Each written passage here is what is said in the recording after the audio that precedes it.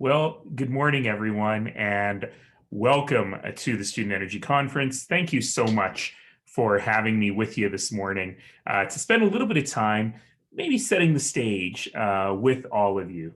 So I'm coming to you from my fully equipped home studio, also known as my dining room, here in Calgary in southern Alberta, on land where people have been gathering for thousands of years. And we continue that gathering today, sometimes virtual, sometimes real, but we continue the promise of the community. People came to this land, to this place that the Blackfoot call Mokinstis, the elbow, the place where two rivers meet, because of the water. Despite the fact that there's some snow on the ground right now, which is actually kind of uncharacteristic, Calgary is a very dry place. And the reason that people came here was because of the life giving nature of that water. So, for thousands and thousands of years, people have been coming to this land to hunt and fish and trade, to dream, to dance, to tell stories, to live, to love, to fight sometimes. Sounds like an organizing committee meeting for a conference like this. But ultimately, to engage in that very human act of building community. And we continue to build community here on this land today. And we, of course, do so in the names of the original inhabitants of this land, Nitsitapi, the people. We call them the people of the Blackfoot Confederacy now, the Siksika, the Kainai, and the Piikani First Nations. In the name of our neighbors, the Beaver people, whom we call the Tsuut'ina Nation. In the name of the Mountain people, the Stoney Nakoda people of the Chiniki, the Wesley, and the Bearspaw First Nations. We acknowledge the Métis people with their long history and their deep connection to this land. And we remind ourselves that for 136 years or so, we've tried on this land. We haven't always succeeded, and we'll get to that. But we've tried on this land to be a beacon of light and hope for people from every corner of this broken earth. And we've said to people, you're welcome here. You'll be safe here. You and your kids and their kids and their kids will have tremendous opportunity right here. That's the promise of our community, and that's what we build every day. But certainly, the last 12 months have given us a little bit of pause. Everything we know has changed. The world feels completely different.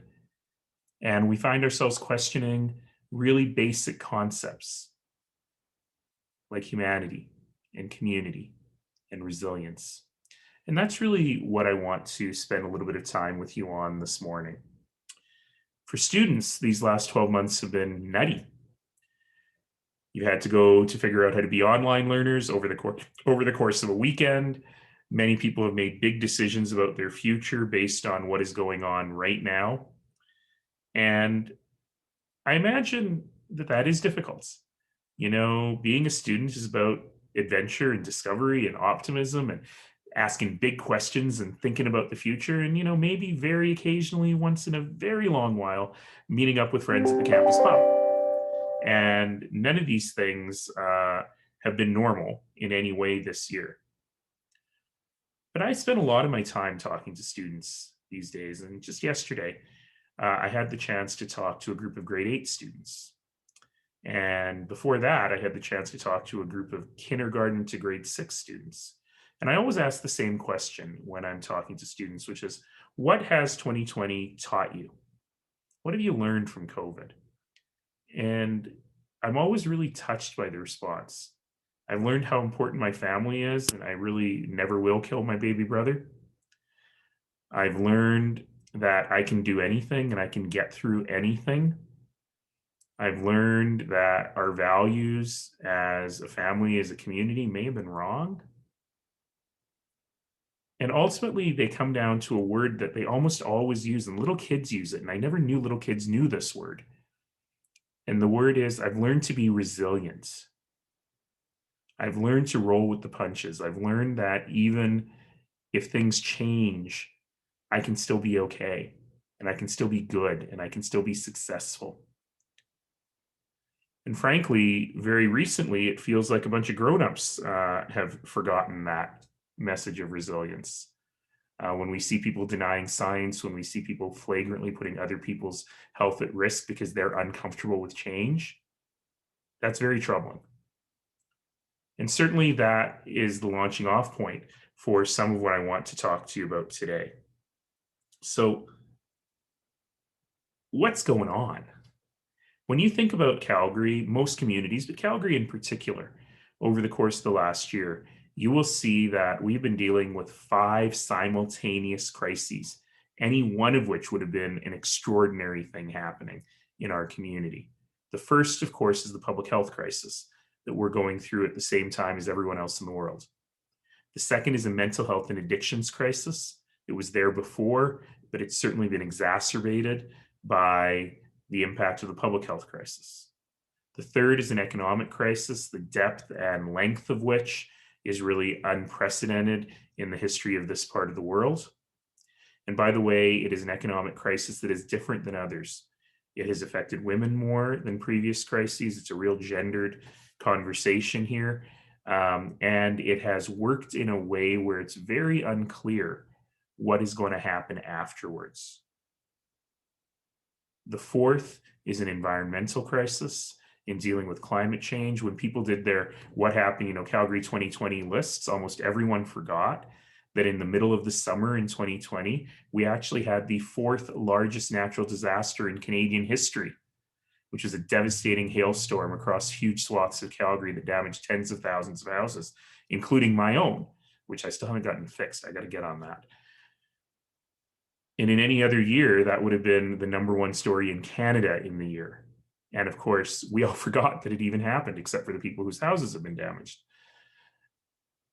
And of course, that question of climate change is continuing in so many ways. And at this moment, our hearts are with our friends and neighbors in the United States and the southern United States who are dealing with severe weather events that they're just not ready for because no one anticipated them coming and no one built that kind of resilience into their life-saving power and heat systems. So all of this is playing together on the context in the context of the fifth change.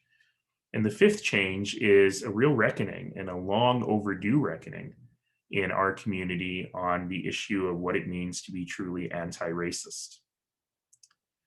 We live in a place where we are extraordinarily proud, and I am extraordinarily proud of the diverse and pluralistic society that we've built.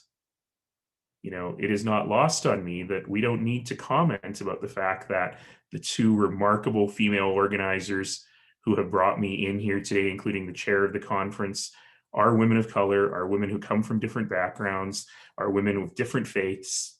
It's just they're brilliant women who are organizing a conference, and that's great, and we need to be very proud of that. What we've also learned this year is that all lives cannot matter until Black Lives Matter and Indigenous lives matter. We have learned that we still have a lot of work to do in going from a community that is pluralistic and multicultural and we're very proud of to a community that is actively anti-racist. And I could go on for a very long period of time about that change and how I think that is probably the most consequential thing that we need to think about, even when we're thinking about business. So you all know that I am a professor in a business school. I'm just on a very, very, very long leave. But I think about lots of issues around strategy and the economy and business and how businesses work together moving forward. And I think that it's important for us to think about all of this now. And I do so from a position of gratitude and a position of optimism and a position of hope. Because these crises that we are facing feel existential, they feel insurmountable. But what we know is we have the ability in this day and age, we have never been as advanced in our thinking, in our use of information, in our understanding of complex issues in order to be able to move forward. And I think we got to change the narrative. And we got to change the narrative here in Alberta. I was on a call last night where we talked about the old marketing concept of putting lipstick on a pig, which means dressing up a bad product and trying to sell it to the world. And we realized that here in Calgary, too many of us are doing the opposite of that. We have an amazing racehorse that we're trying to talk about as though it were a pig. In other words, we're talking down way too much in terms of the brilliant things that we've got going on here. And we got to be able to find new answers. We got to be able to be a place where young people want to again come because they know there's nowhere better in the world to solve the problems they're interested in. And that is, in fact, Calgary's economic development mission. It is to be Canada's city of choice for the world's best entrepreneurs. Now, most cities would just stop there, period. That could be anybody's mission. What makes Calgary unique is the second half of the sentence. We want to be Canada's city of choice for the world's best entrepreneurs who are interested in solving the world's biggest problems in energy, in climate, in life sciences, in understanding how to feed a globe of 7.5 billion people. And I'm very proud of a lot of the work that's happened here in Calgary. Homegrown companies, tech companies, companies that are really thinking hard, not just about creating the next, food delivery app, which is awesome and we love it, but thinking hard about how we can leverage innovation and technology to solve the world's biggest problems. And that's, I think, what all of you with us today have the opportunity to really work hard on with us together. And so when we think about challenges in energy in particular, the world is changing. For a while, in some corners of this city, you couldn't say the dirty T word. I'm going to say the dirty T word. Parental discretion is advised. The dirty T word is transition. We don't know how long that transition is. We don't know what the nature of that transition will be, but we do know that there will be a point, whether it's our grandkids or our grandkids' grandkids, who say to us, "You used to burn that stuff?" We know that there is a point where we will, in fact, have to not just be net zero, but go beyond that. We have to be net zero by 2050. The thing is, nobody really knows what that means. And so that makes it very exciting because it's an opportunity to define the transition. So Calgary should and must be supportive and proud of our conventional energy sector. I think it's incredibly important. As we've seen in Texas this week, lack of safe, clean, reliable energy is disastrous for people's lives. I happen to believe that access to reliable energy is the single most powerful poverty fighting tool we have in the world. And we should be proud of that. We shouldn't shy away from that. And we should continue to fight for market access for our resources. But we should also understand that if the world is going through a change, then the center of that change, the center of all things clean tech, green tech, renewable energy, needs to be in Calgary because we know energy, we know how it works, we understand how to supply it. Why start from zero when you can build on your strengths and start in a place that already understands this stuff? So if you're excited about being part of that, about being a part of solving energy poverty, and solving climate change, there's nowhere you want to be other than here. But ultimately, that's where we need to show leadership together on how we move together on all of these things. That's what makes me optimistic. Your minds, your hearts, your ideas helping push us to be able to solve the biggest problems in the world. Now, the organizers are amazing. Let's say thank you to them for the great work they did, but they made a terrible mistake by putting me first thing in the morning and only giving me 10 minutes because I could probably take the rest of the agenda. I'm going to stop there on this message of optimism, on this message of gratitude. And I will never, ever, ever say that students are leaders of tomorrow because you're not. You're just not. You're leading today. You're leading right now. You're leading the kind of change that this community and this world needs. I congratulate you for it. I am grateful for it. And I know that you will continue to do amazing things. Thank you so much for having me this morning.